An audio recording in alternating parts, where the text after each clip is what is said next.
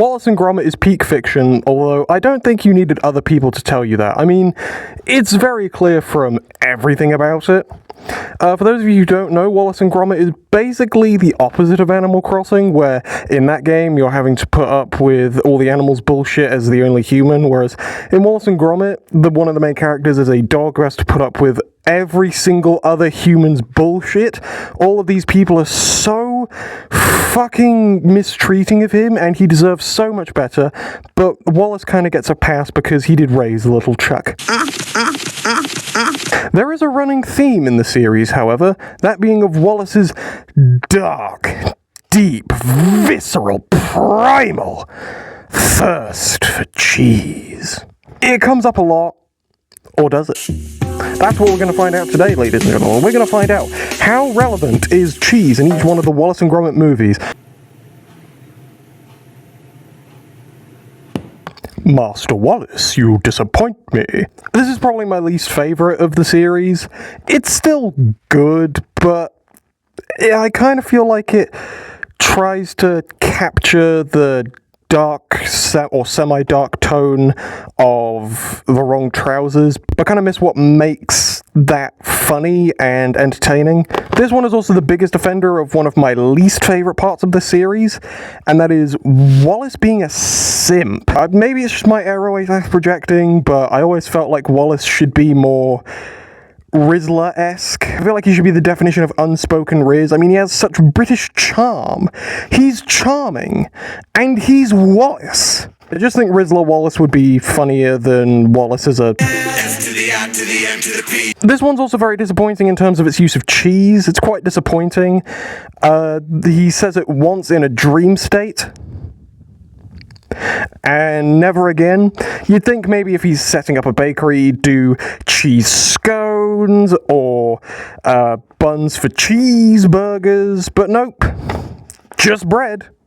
Just regular old bread. No cheese in sight. His dark lust has been contained for now. Very disappointing. Revenge guac. Gotta say, in terms of most things about this movie, huge step up from Loaf and Death. A much better villain, even though he's a returning one, but it's the best returning one at that. More classic Wallace and Gromit hijinks. Better humor, I find. There's no love interest, or at least not romantic interest, because Wallace and Norbot's relationship is purely physical.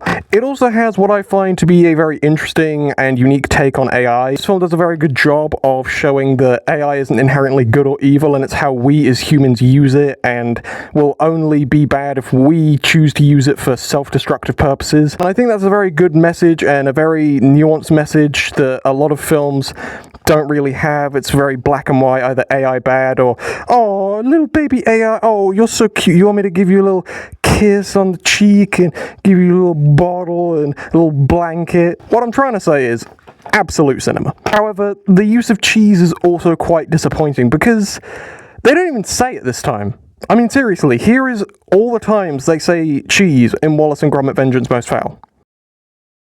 You want to see it again? However, Wallace's lust for cheese is referenced in this and does actually have consequences for the plot, because it means that Feathers is able to hack into the Norbot and make his own army using Wallace's password, which is cheese, showing that Wallace's pure, unadulterated yearning for such a yellowy substance has been contained for now, but it's still looming in his subconscious, infecting everything he does, like making his passwords. Where are my pants? I know, before you'll execute me Call of Duty style, just know that if this was any other list, it would be at the top. I mean, it's at the top of my ranking of just normal Wallace and Gromit movies, regardless of how they use cheese. It's definitely one of the best animated movies of all time. It's at the top of my shopping list. It's at the top of the pile of evidence that the judge used to put me away. There's honestly nothing I can say about this film that hasn't already been said. Like I said with Vengeance Most Fowl, absolute cinema. It's the first time in this video that we are going to see Wallace eating cheese. I know. Contain your excitement, ladies and gentlemen. Not only do we see him eating cheese, but he says the word cheese and he offers it to Feathers McGraw. This also has plot significance, as this moment right here represents a divide in Wallace and Gromit's dynamic, as the devil has walked into this household, and Wallace has been tempted by greed and other sins. And Gromit must watch helplessly as the devil consumes this poor man's soul and uses him for his own exploits. And this moment right here shows that Feathers McGraw is willing to destroy even the most sacred of things, and taking Gromit's place in this sanctimonious, sacred occasion. Bravo, Vince.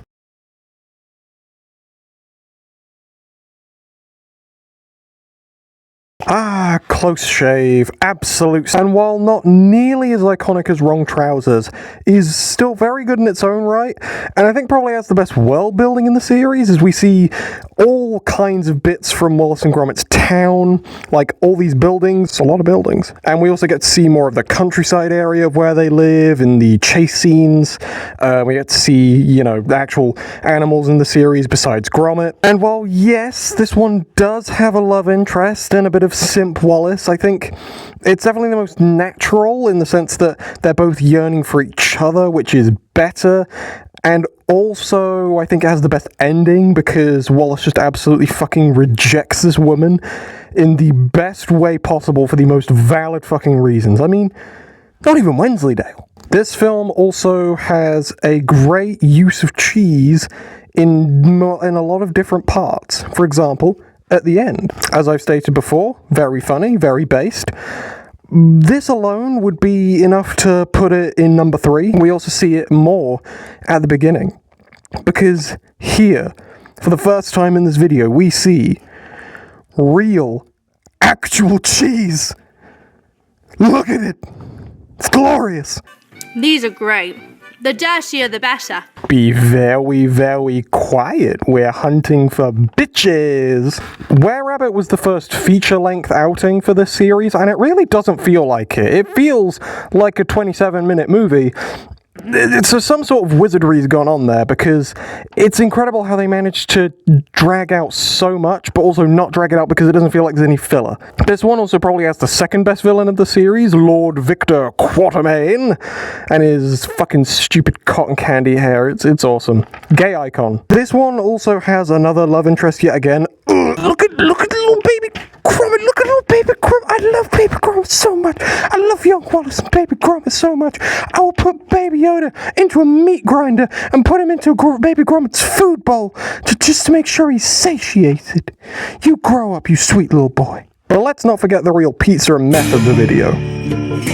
And this one does use cheese very effectively, because his primal instinct to consume cheese at all hours of the day has gotten so strong that he literally gets traumatic brain injury every single day just because he's too addicted to the substance. This is also the one we probably see the most cheese in besides the number 1 pick, where we see a cheese tent as well as Hutch eating cheese.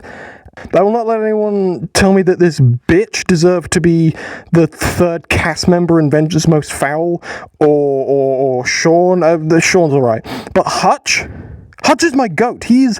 Sorry if your favorite, 3rd member of the cast is this dog. I can't even remember her name. Sorry, but your goat is washed. Embrace Hutch as your Lord and Savior, because he is the reason that Gromit was able to resurrect Wallace with cheese. He's the Messiah. It's a crime of nature, and I love him so much. Look into his eyes. Look at him. Was this really a surprise to anyone who's watched Wallace and Gromit? I mean, the whole motivation for this is a desire to go eat more cheese because they don't have any.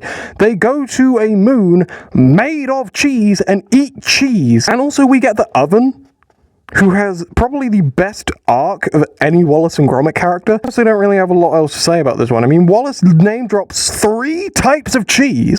Thank you for watching, dear viewers. I hope I was able to spread my love for the series, and I hope, if you haven't already, you go check out Vengance Most Fowl. Do it right now. This is no longer a request.